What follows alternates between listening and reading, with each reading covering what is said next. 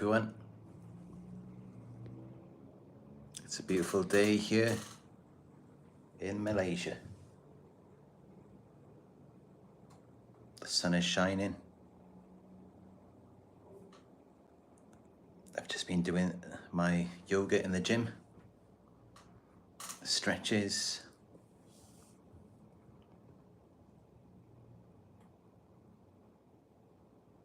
and in this one we're going to be talking about how narcissists behave at the end of a relationship. Because how they behave at the end is very different to how they behaved at the beginning. I mean, when you first met them, they were very different. They seemed so kind, polite, sweet, innocent, respectful, empathic, helpful, compassionate. They just seemed like nice people. They seemed like someone you wanted to be around, someone you wanted to be involved with. That's how they came across initially. But that's only because they were mirroring you.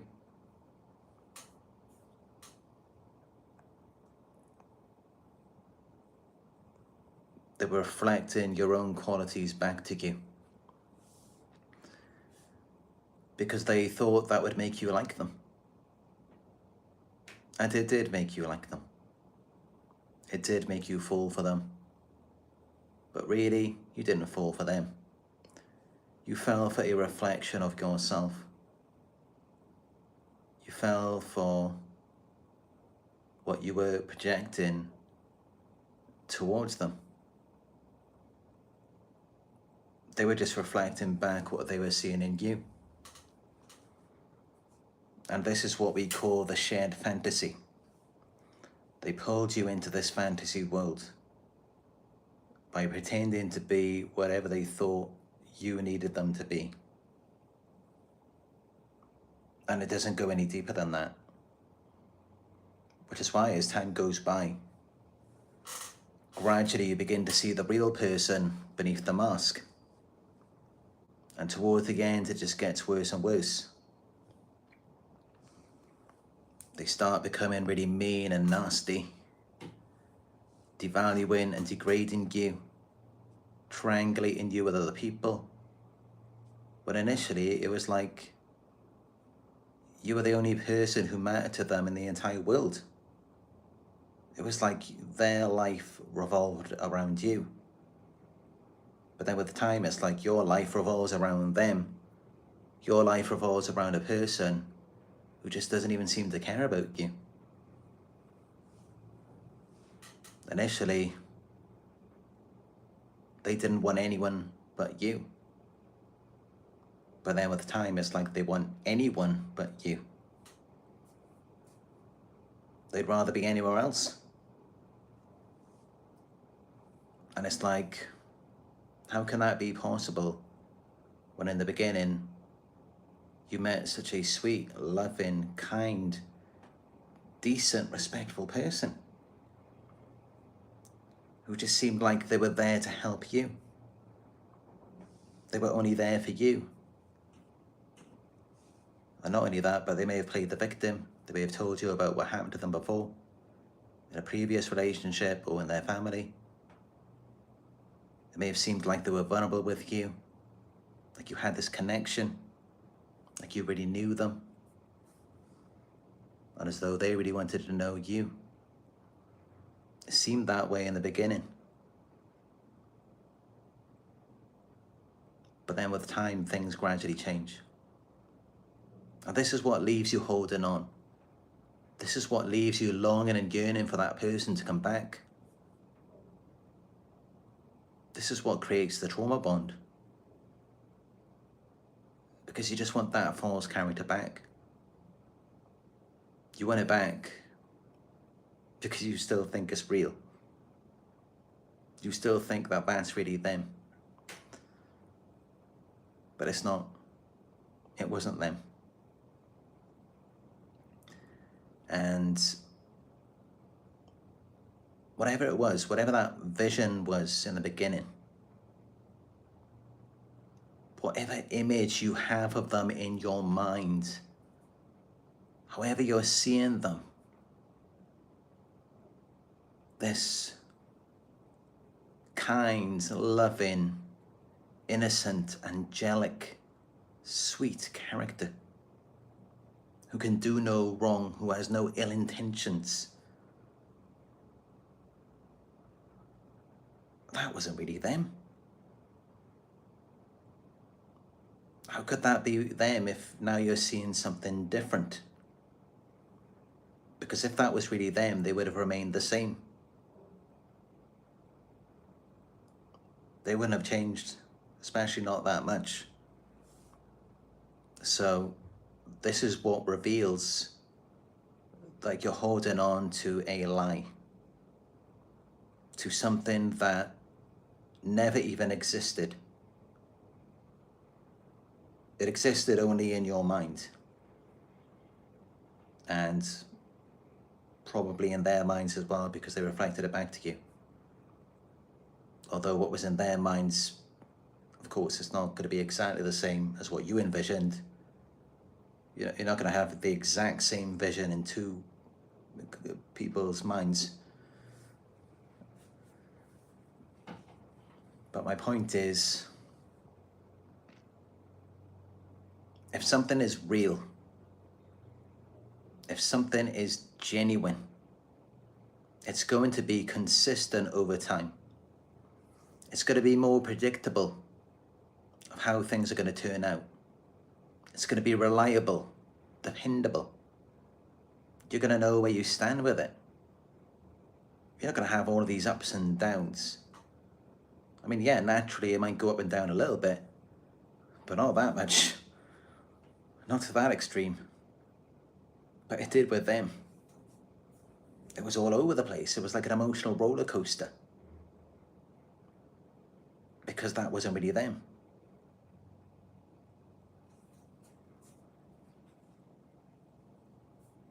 This is why, even towards the end of the relationship, where they're devaluing you and they're idealizing someone else, you shouldn't be worried about that. Because whatever that new person is seeing in them, again, that's not real. They took bits and pieces from you. They're using that to manipulate the new source. And it's just a shared fantasy again. Only now you're just an observer of it. You're just witnessing it from the outside instead of being immersed in it. So despite the things that you may have seen in them, it may seem real now because you're not a part of it. And they may have blamed you and made you feel like you're the problem.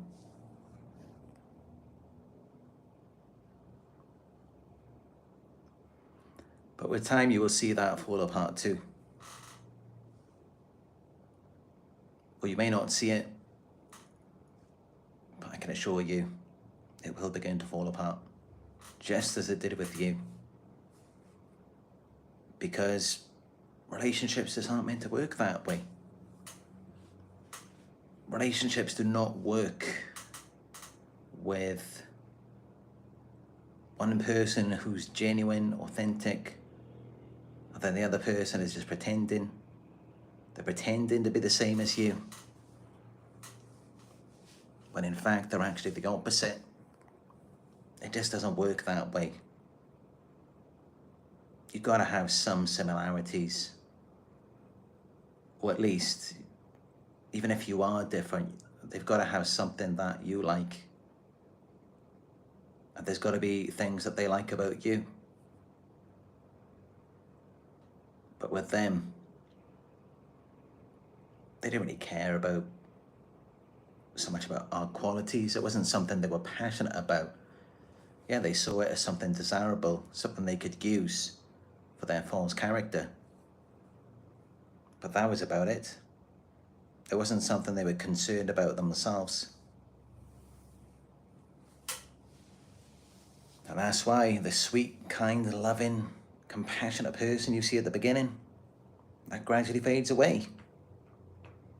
They're no longer that way, and then later on they become very mean, nasty, jealous, possessive, controlling, impulsive, reckless.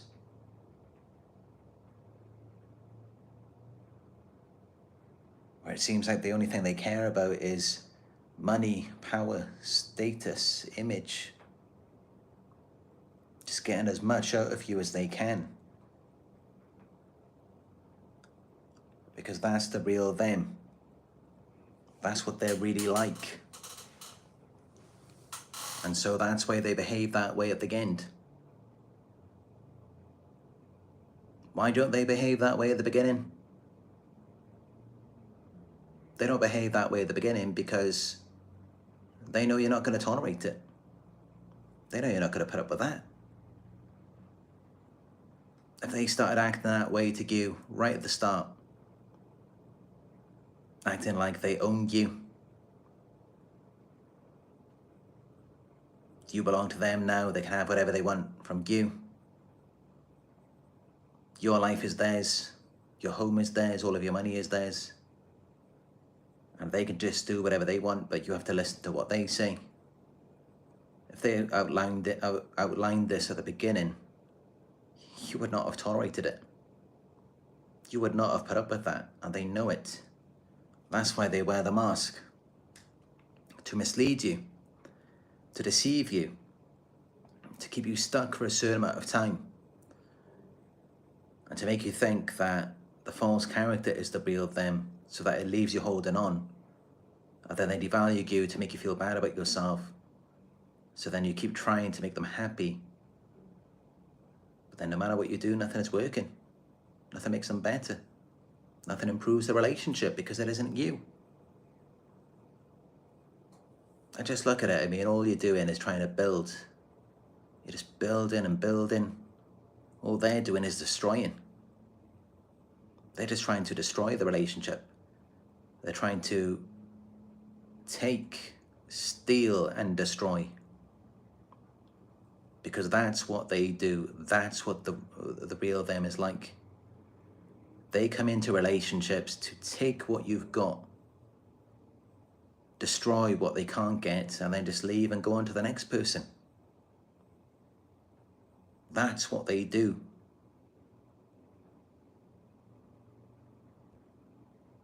And that's why they behave that way towards the end. They won't behave that way at the beginning because they think you're going to notice it and you're not going to tolerate it. So they put you asleep, they put you under a spell so that you're going to be given to them and they can just give you the lies of future faking while they're giving you breadcrumbs.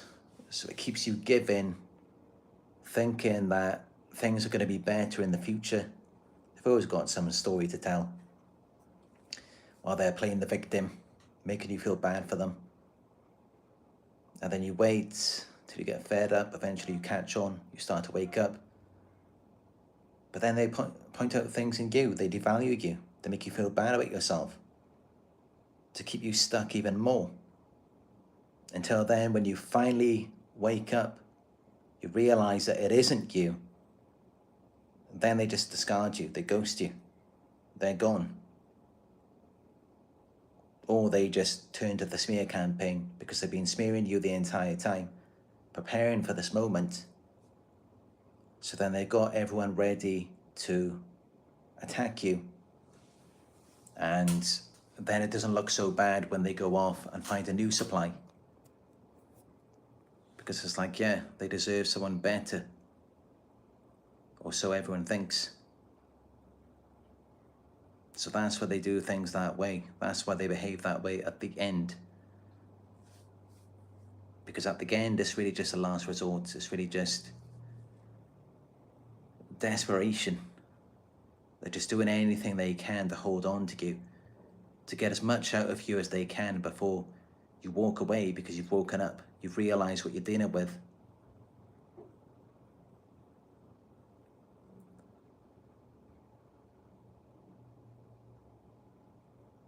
So That's how you break the trauma bond, is to have that acceptance, is to wake up from it, the fantasy, the illusion. Because I know that, like Dr. Jekyll and Mr. Hyde, it's like, one minute they were mean, the next moment they were nice. It's difficult to tell who you're dealing with. But that's just it. I mean, people just aren't that way. If someone's nice, if someone's kind, if someone's sweet, they're going to remain that way. I mean, just think about it. Someone with those qualities, those characteristics, they're not going to go around taking it out on someone else. They wouldn't do that. And just look at yourself. I mean, they mirrored you. And how did you react when you started to develop anxiety, stress? You started to go through it. Did you start taking it out on them? Or did you go within yourself? Did you try to regulate yourself? Or did you develop coping strategies outside of them, such as reading a book, journaling? Or for them, they just pile it all onto you. Because that's what they're like. They just use you, they exploit you. They destroy you, but you were just about more building. You weren't trying to destroy them, you were trying to build them up. Build the relationship. But some of you, you may have engaged in reactive abuse. And that's understandable as well, because of course we all have our limits. There's only so much that we can take. And anyone, if they're pushed to it, if they're provoked to a certain point, a certain degree, then yes, they can react. Everyone has the capabilities to be abusive. I mean, of course they do, to defend themselves.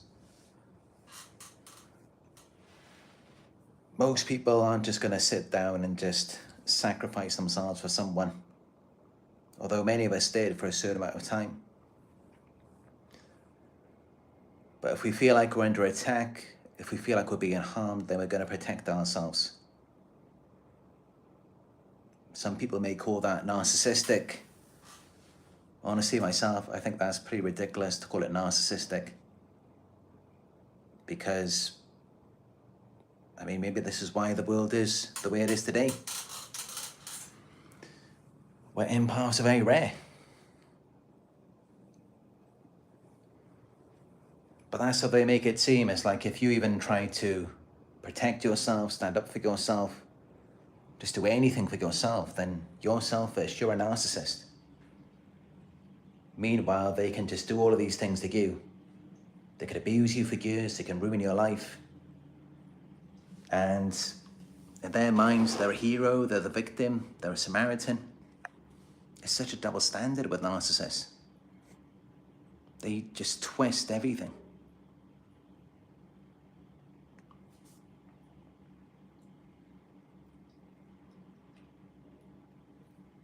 But yeah, that's the thing. If you're under extreme stress, you're going to react. You may lash out to defend yourself. And at the same time, this is what we see with narcissists.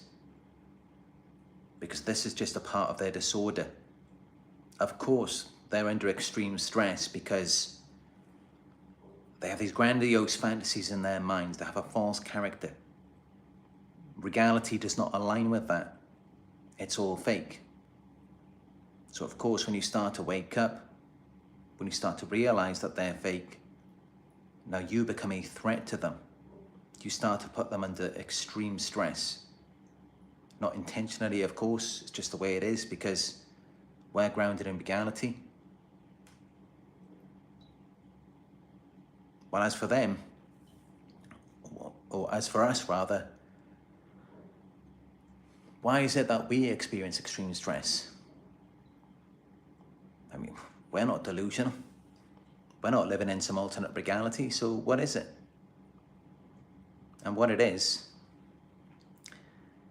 that we're being abused. We're being harmed. I mean, every day we're getting called all sorts of names, insults, put downs. We're being devalued. We're being betrayed, lied to, cheated on, stolen from, triangulated, punished, smearing our names, discrediting us. Of course, all of these things are going to put a lot of pressure on you. It's going to take quite a toll on your health. It's going to stress you out. If it doesn't stress you out, then something is wrong. You should be stressed out by all of this stuff going on. But they're stressed out even though you're doing anything you possibly can to help them. You're bending over backwards for them. But the more you do, the worse they get, because you're just bringing reality to them. You're showing them that you're a good person, you're kind, you're helpful. And they're the ones who are mean, angry, nasty. And then that's why they have to destabilize you. So it's really just a battle between reality and their fantasy. Between reality and their false character. And that's what really stresses them out. That's what puts them under pressure. It's when you bring the facts to them. That's what they can't stand. If they get to live in their little fantasy world with a false character, then everything's fine for a certain amount of time. But all it takes is one thing from reality to trigger them. Could be anything from their past. And you don't even have to point it out. They're constantly scanning the environment for threats to the illusion. They might pick it up in your body language, your facial expressions, your tone of voice, or just in a change of behavior towards them. So they will know, and it will affect them. They will start to feel stress as a result of that. And of course, when the false character feels stress, it then falls back on the underdeveloped true self, the real them underneath the mask. And then that's when you see them becoming rageful, mean, hateful, nasty, because that's the real them.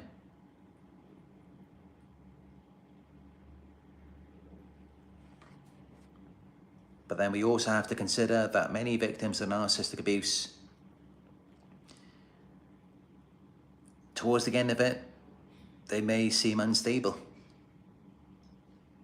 They may seem like something is wrong with them, paranoid, and even as though they have a mental illness. And that's not because they do have a mental illness, it's because they've been dealing with someone who has a mental illness. And of course, if you're dealing with that, it's kind of a normal reaction for you to become destabilized, to become fearful and paranoid. These are normal reactions to a crazy, mentally ill person. It's completely normal to react that way after a certain amount of time, because you're around someone who's dangerous, a potential criminal. So of course you're always going to be on edge, you're always going to be walking on eggshells, you're always going to be waiting for the next shoe to drop. You're always going to be wondering what they're going to do next. So it's completely normal to react that way.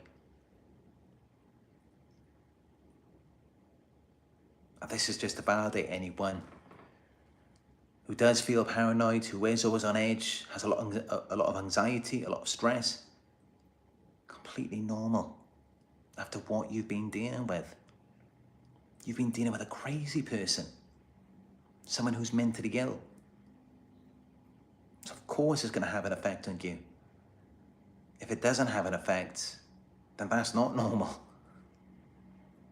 No normal person can be around these people and not be experiencing some symptoms.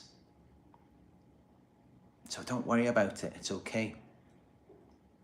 And this is why we talk about healing.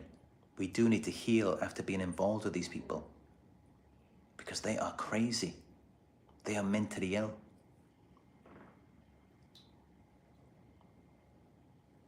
And the more you begin to wake up, the more you begin to bring the truth to them, the crazier they get. Because you're just seeing more and more underneath the mask. You're seeing what you're really dealing with. And that's when they really begin to become a problem to you, because they're quite comfortable in their little fantasy world.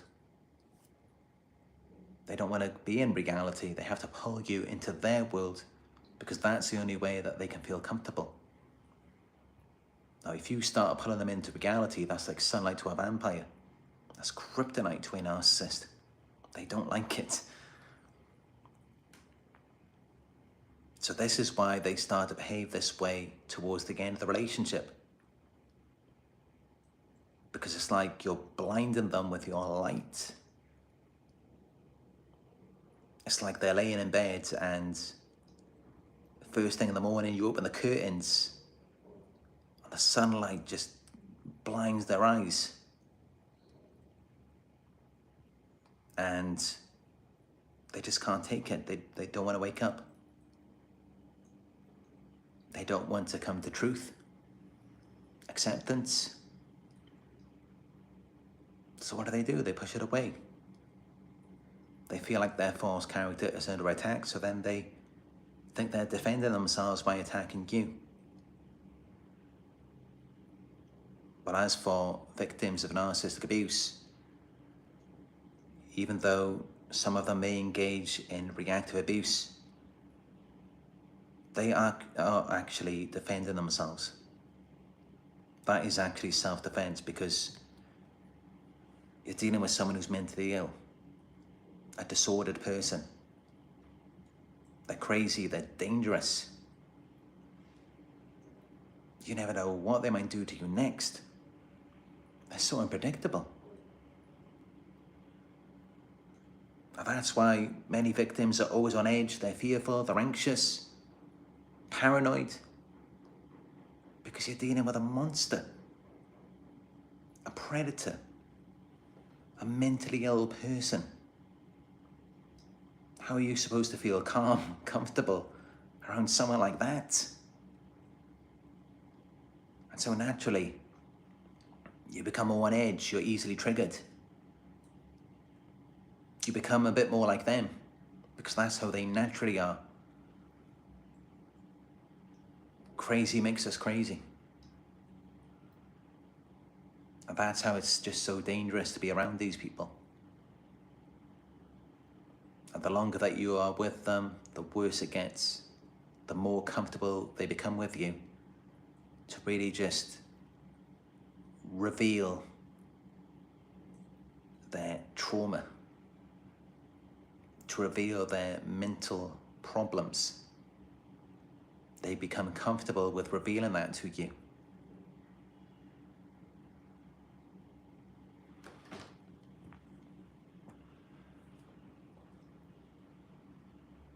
Well, as for us, when they affect us, when they make us feel crazy, we don't feel comfortable revealing that. They blame us, they shame us, they make us feel bad for it, as though we're crazy, as though something's wrong with us, because then they're deflecting. They don't have enough self-awareness to realize that the only reason how we're that way is because we're around them. If we weren't around them for a certain amount of time, we'd be very different. We would be much more calm. But yeah, they get off on that, on pushing and provoking you, pushing your buttons, watching you react. Then they get to feel like they're you. And they just put their traits onto you.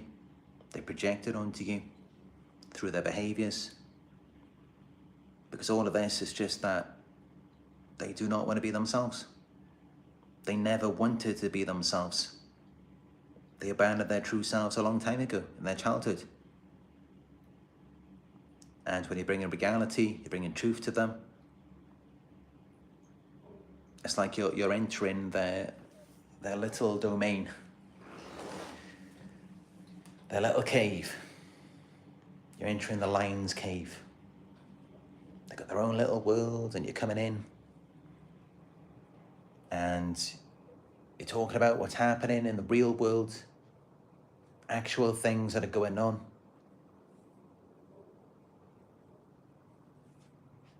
And they're just in their own little world, their own little cave. You're bringing that to them. And their illusion just falls apart. It just destroys their simulation. That's what it does. And they do not want to awaken. They do not want to come to the light. They do not want to come to the truth. They do not want anything to do with their true selves. So they see you as a threat, and then they lash out at you. This is why they behave that way towards the end of the relationship. This is why they become so mean, so nasty. Because that is the real them. That's who they really are.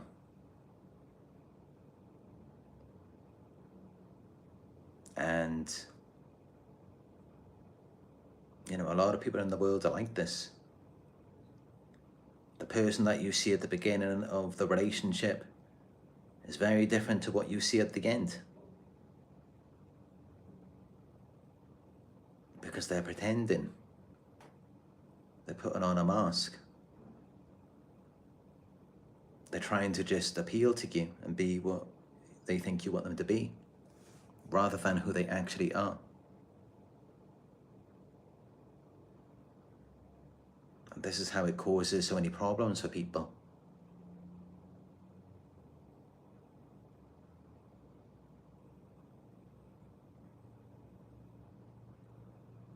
But yeah, when you see them moving on with a new source, you shouldn't feel jealous. You shouldn't feel like you're missing out on anything. Because you know what they're really like. You've seen the real them. You were their source of supply. You know the real them more than anyone else. They were comfortable enough around you to show you what they're really like, to show you what they're really capable of. And again, let's keep in mind what they're capable of without being provoked. Not in self-defense. They may see it as defense. They may see it that way because they're gaslighting themselves. Really, it's just a threat to their false self and their false reality. Well, as for victims who engage in reactive abuse, we call it abuse because, you know, anything that's harm is abuse. But really, what you're doing is you are defending yourself. You're actually under attack. You're dealing with someone who's mentally ill, a criminally insane person, someone who is abusing you. Now, what are you meant to do? Just sit there and take it, not do anything. Let them destroy you. That's just not how we're wired as humans. We're wired to preserve and protect ourselves. So don't let that define you.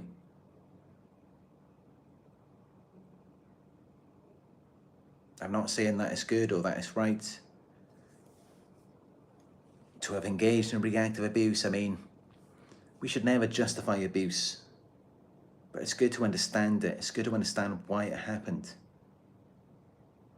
I mean, you were pushed and provoked to the ends of your tethers until you couldn't take it anymore.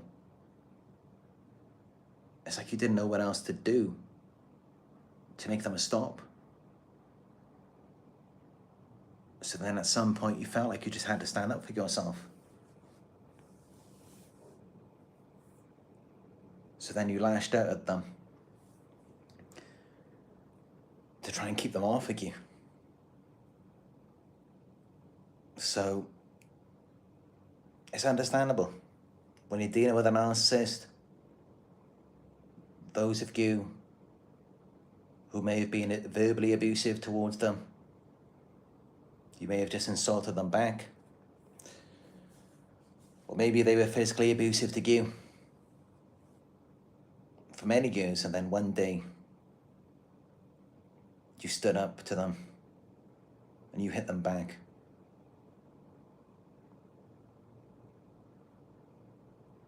I'm not justifying abuse, but what I am saying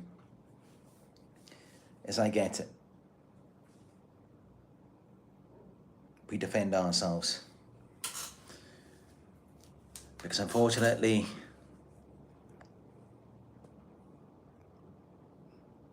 the law isn't there when we need it to protect us from these people.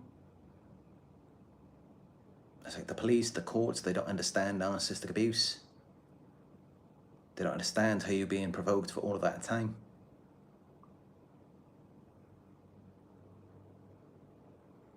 But what I'm saying is, it is a big difference. It's a big difference between the two. Between someone who is actually defending themselves for real against an attack, against a predator, compared with someone who is really just delusional in their own minds. They're living in a fantasy, and you're not trying to provoke them. It's just you're grounded in reality, so you can't help it. And this is why they want you to be crazy just like them. They want you to be delusional. This is why when you spend time around them, it makes you feel crazy. It gives you a headache. Because that's the only way they can feel comfortable. They have to get you to be like them.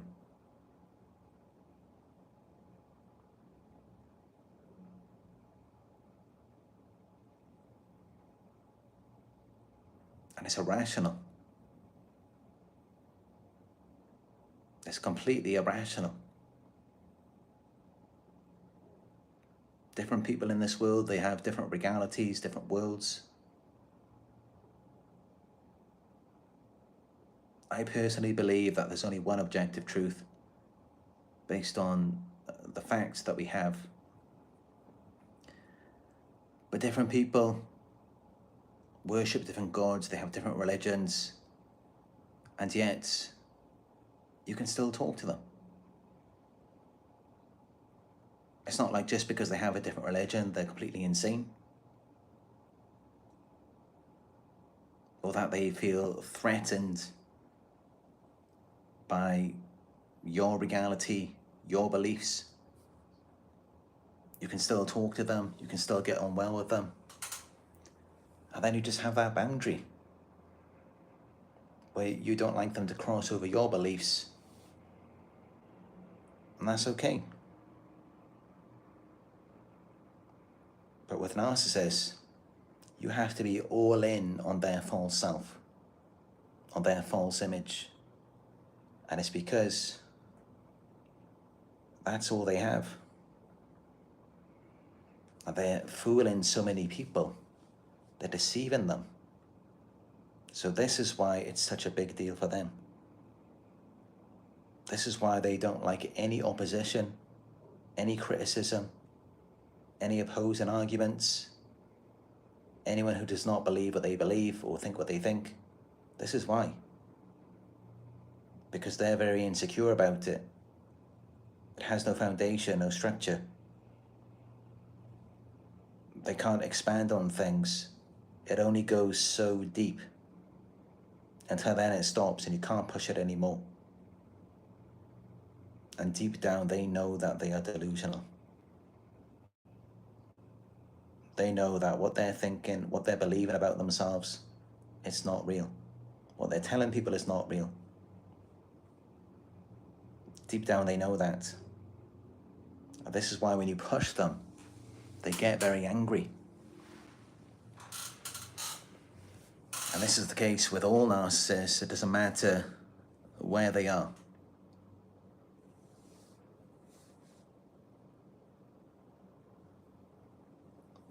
They like to pretend to be something they're not, but it only runs so deep. It's not based on facts. and there's no true passion or enthusiasm behind it. It's just for narcissistic supply. And this is how it only goes so far. It's only on the surface. And this is why they don't support any conflict, any opposition, because they want to continue in their delusions. They want to continue in their false reality, thinking that they're perfect, they're faultless, they're flawless. And as we know, that's not true, because we've seen how they behave. We remember the things that they've done to us.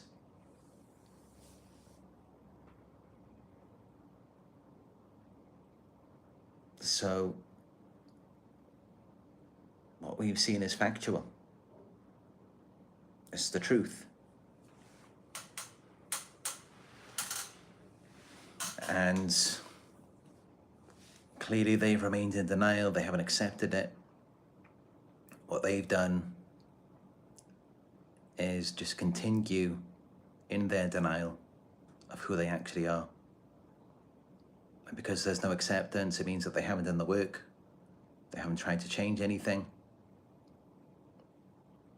So they're going to remain the same no matter how much time goes by. Different for us, because yes, we can learn the wrong things when we're around them. They can traumatize us. They can make us feel crazy like them. And then they blame and shame us. Now, how can they blame and shame us? They can do that because we accept it. We accept ourselves despite what they may have done to us. Which means that we can heal, we can change.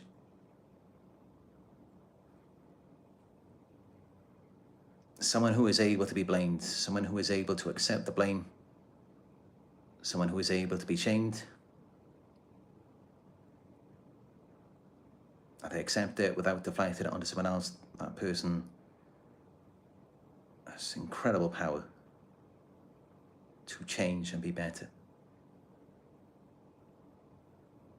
These narcissists who just brush it off, they don't accept it, they deflect it, they remain in denial. They've got no power to change anything about themselves. They never will.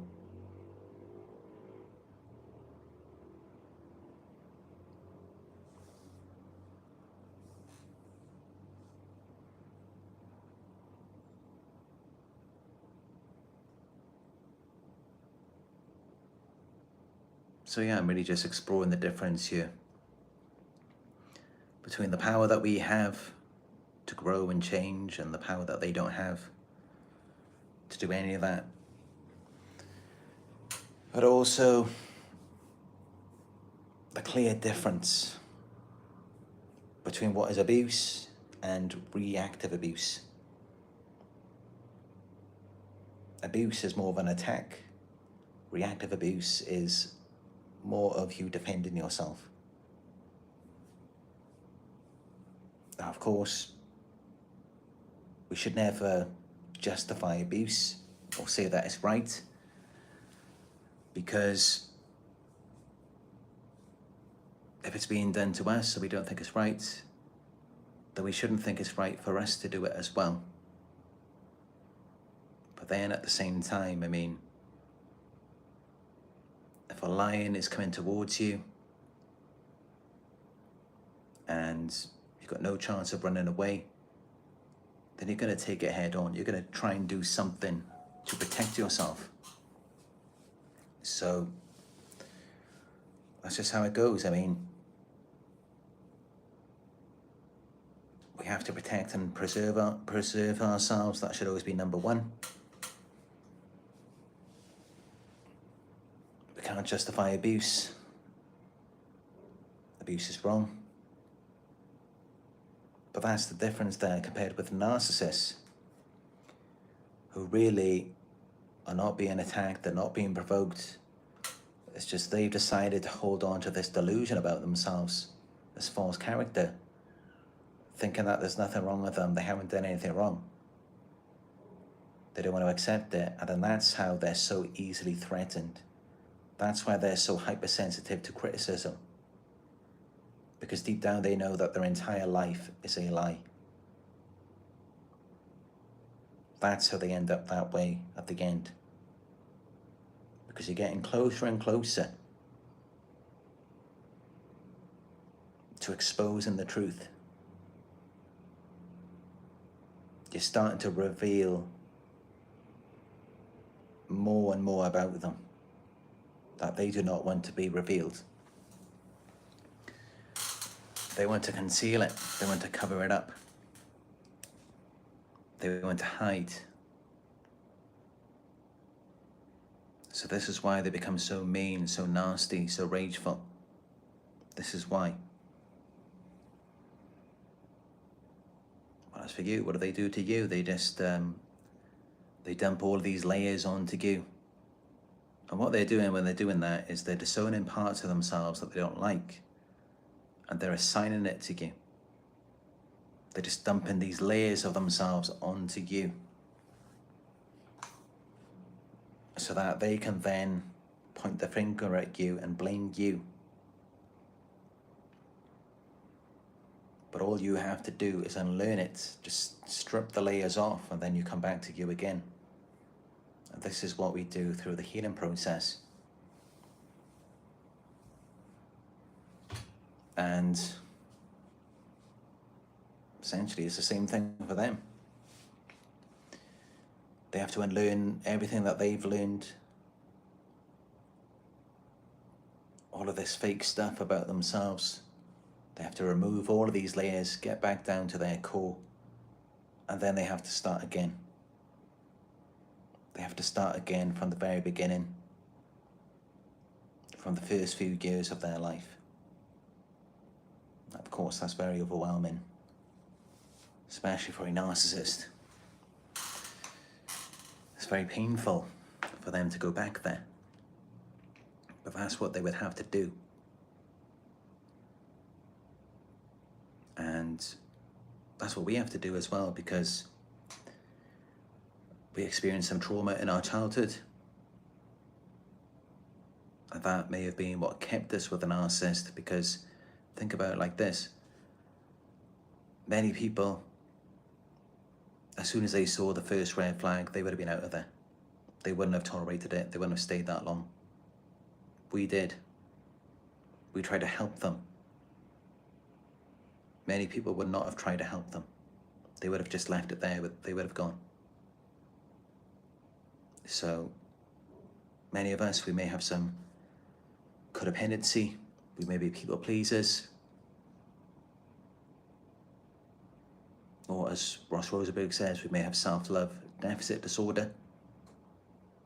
So we do need to explore this more and return to our childhood. Bring up those suppressed memories, those traumatic events. Explore them. Analyze them. Reframe them.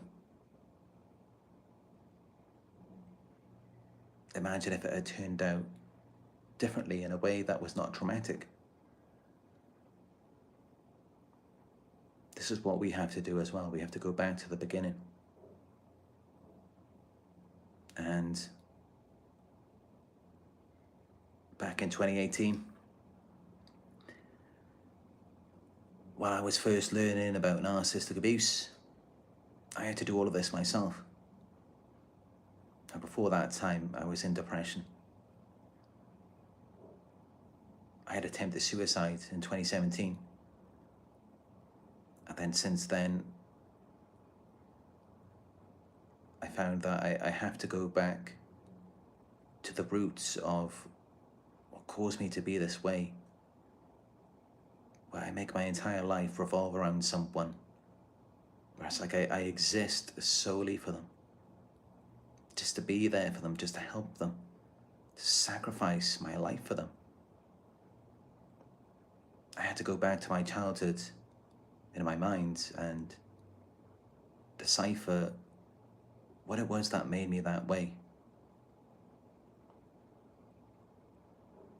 The traumatic events that I had experienced. I had to go back and relive all of that. And that was incredibly painful. It was a very painful process.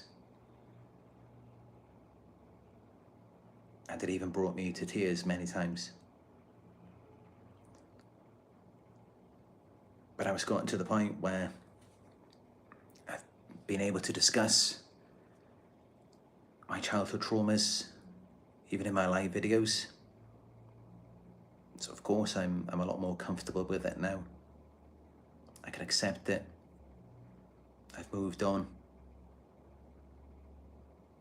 And I've become a lot stronger. I have a much stronger sense of self after doing the inner work.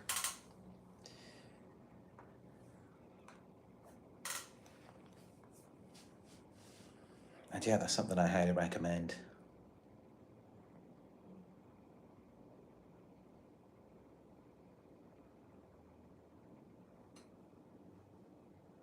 I advise working with a CPTSD trauma recovery coach, a licensed therapist, which you can book through BetterHelp, which is one of our partners. Just go to betterhelp.com/Narc Survivor to book with them.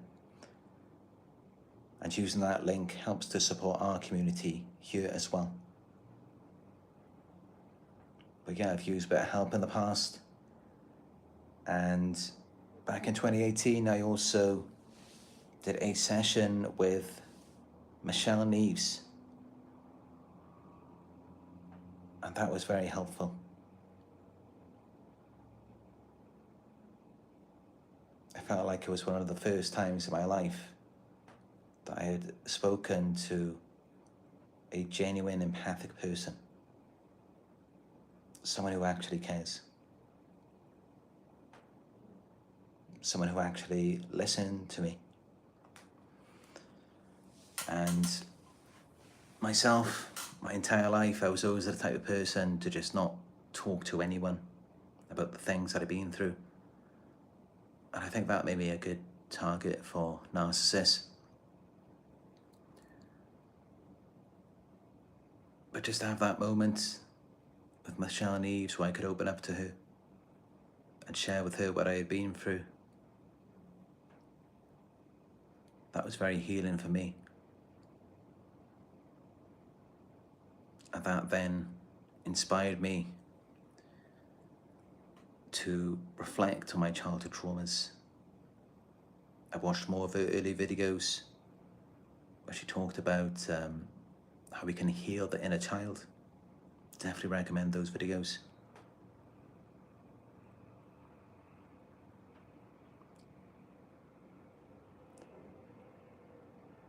And yeah, since then now, I've got my own channel. I've been doing these videos pretty much every day since 2018. So I came a long way since then. And this is really the power of healing the inner child, of going back, reliving those painful memories. And I know it can sound quite funny when you think about it. It's like, relive those memories. You may be thinking that's the last thing you want to do. After what happened, that's the last thing you want to think about. But that's just it.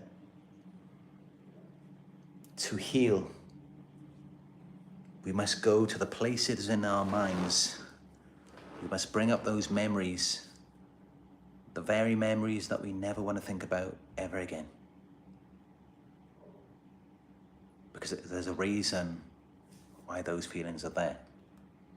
That's the trauma. And resurfacing those memories, reliving them again, that is the healing. That's a big part of the healing journey.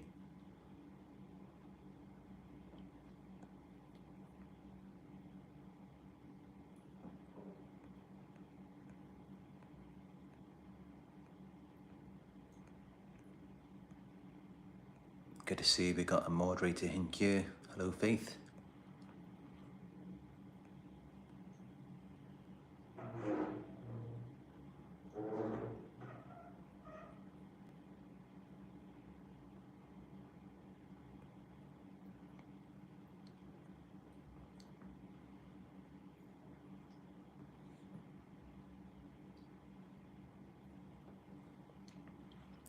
Sibub Galab says the narc doesn't care about wasting years of your life. They see it, they got what they wanted, all the while you have to rebuild. That's right. I mean, for them, they're just scroungers. They just come into your life, they take what they can get, and then they leave, they're on to the next. But ironically, they don't really find any fulfillment in anything they have anyway, in anything they get from us. If you notice, the more you give to them, the more miserable they get. Because it just reminds them how much better of a person we are than them. To where we're able to give to them. They're not able to give anything to us. So what does that say about them? They just use us to validate the false self through devaluing us. And that's all they really care about. It's just validating this illusion. That's their entire life. Their entire life is just a lie. And yet we wonder why they're so angry, so miserable. BK says you can't change someone that feels like they're perfect. That's it, they have to think that they're perfect. That's the only way that they can function, is by seeing themselves as faultless and flawless. They have to lack self-awareness. They have to be disconnected from themselves and their emotions. They can't be vulnerable. And of course, all of these things prevent them from changing. It prevents them from being better.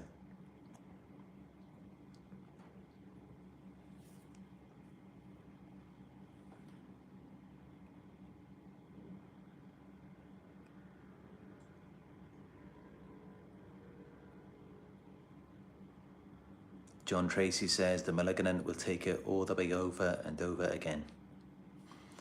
Yeah, the further up the scale you go, the worse they get. The more mentally ill they are in their minds, to where they're a malignant narcissist or a sociopath, a psychopath. The more higher up they are, the more mentally ill they are in the mind. The more that their brain is just fried. And they just have very little feeling, very little fulfillment. I mean, for a narcissist, it's more depression. Same with a sociopath, but for a psychopath, it's not even that. It's just emptiness. They feel empty. And the higher up you go, the more thrill-seeking they are.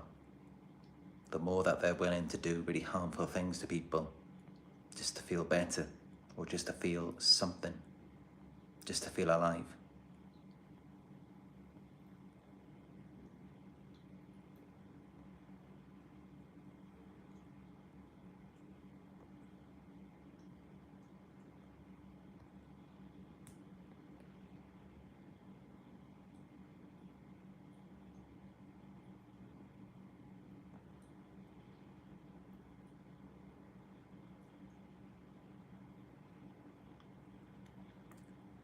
Teach Predict says, my narc parents did not care if they would have died. Yeah, there is just a real lack of care with narcissists. They don't care about their victims at all. They don't care about their own children. It was just accessories for their image.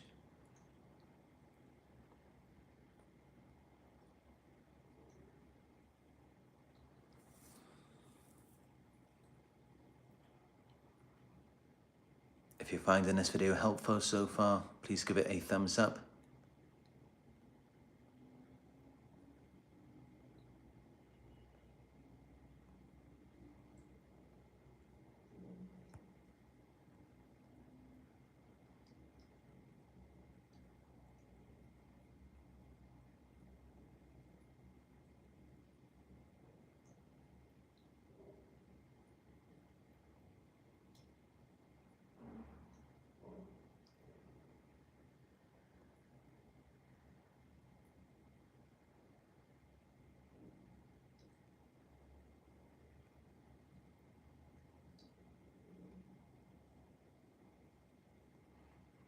Thank you for the donation, Paula and Kra.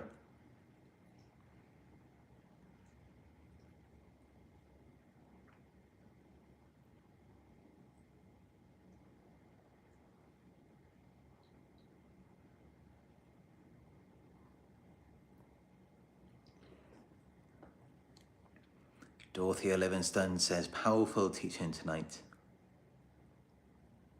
Glad it's been helpful. Because I don't think many people really talk about it.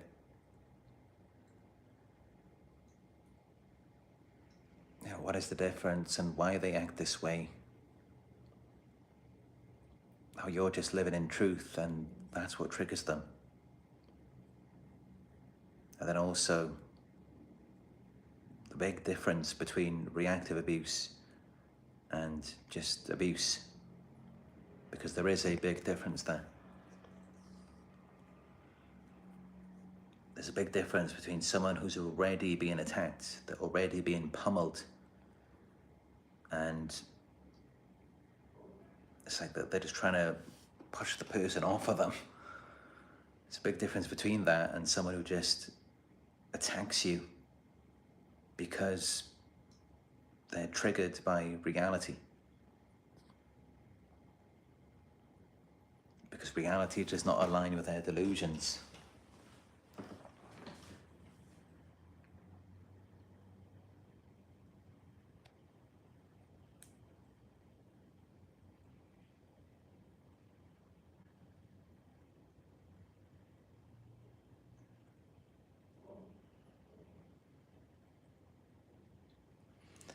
But yeah, I think that's good for this video.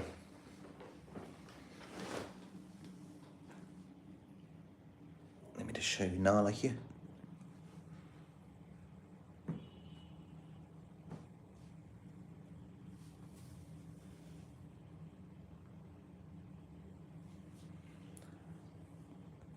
Nala's doing well.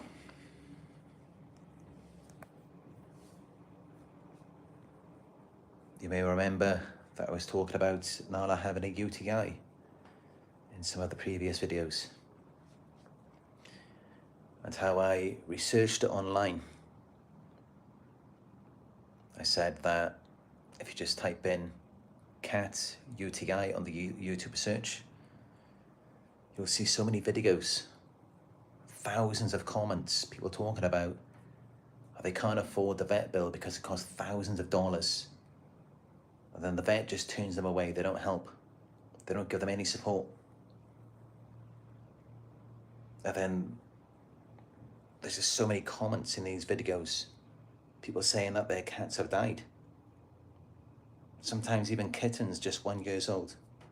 Their life is already gone because of something so simple, a UTI. It's simple, but it's life-threatening. And I mean, I tried the vet first. The vet isn't too expensive here in Malaysia.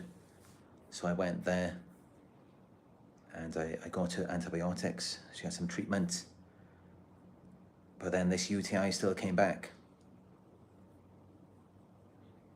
Now I've been given her apple cider vinegar. Cost me just maybe $2. Give her a few drops of that. 25 drops twice a day for the past week, and she's had no problems. She's got no issues with the litter tray. She uses it every day.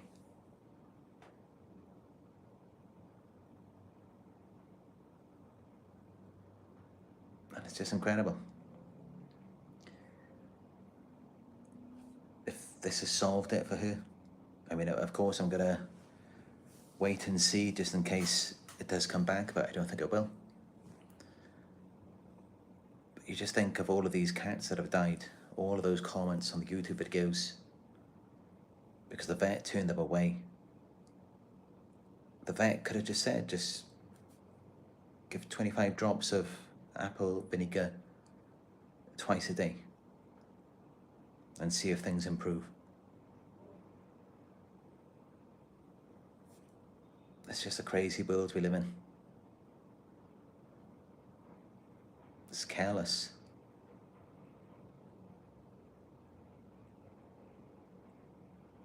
But then also I do wonder how these pet owners didn't think to do the research themselves instead of just relying on the vets. In some ways I get it, because you should think that you can trust the vets. You're meant to see them as an authority figure, as someone you can depend on. But the reality is that you can't trust a lot of people in this world. A lot of these people who, they may be vets, doctors, psychologists, nurses, lawyers. Many of them may just be doing it for the money. Not because they actually care about their work or because they care about the people. And some of them may just enjoy that possession of power. They see it as though it gives them credit. It gives them a good reputation. And some of these people will even abuse their power, because they see it as a thrill for them to do that, to mislead people.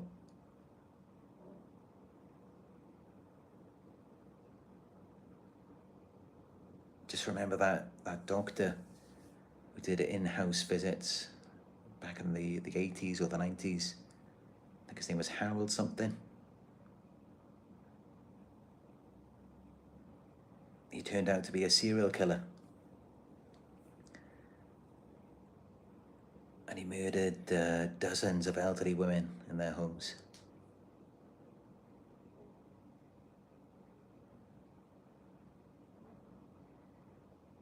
Of course, that's very rare.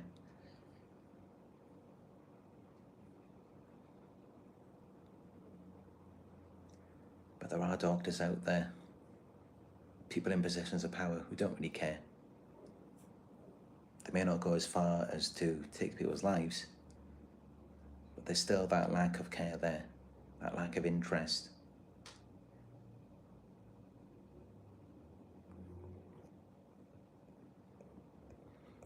Thank you for the donation, Mimi Reese.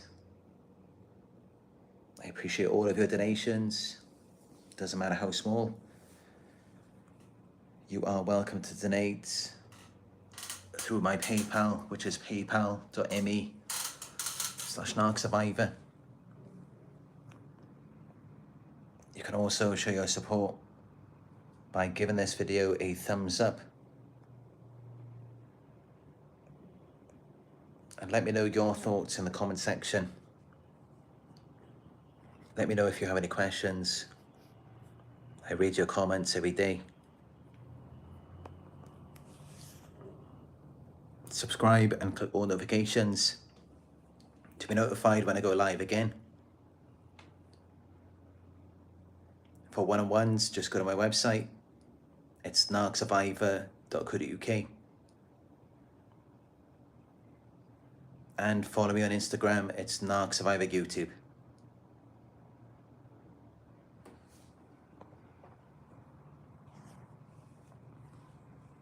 Thank you all for joining me. Another live video here on a sunny day, just after doing yoga in the gym here in Malaysia. It's quite far away, but you might be able to make out the skyscraper in the distance there, just towards the edge of the mountain. Believe it or not, but that's actually, I think it's the 5th largest skyscraper in the world.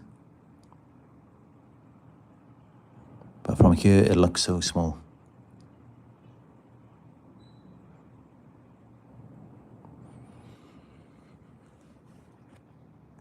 Thank you all, and I will talk to you soon.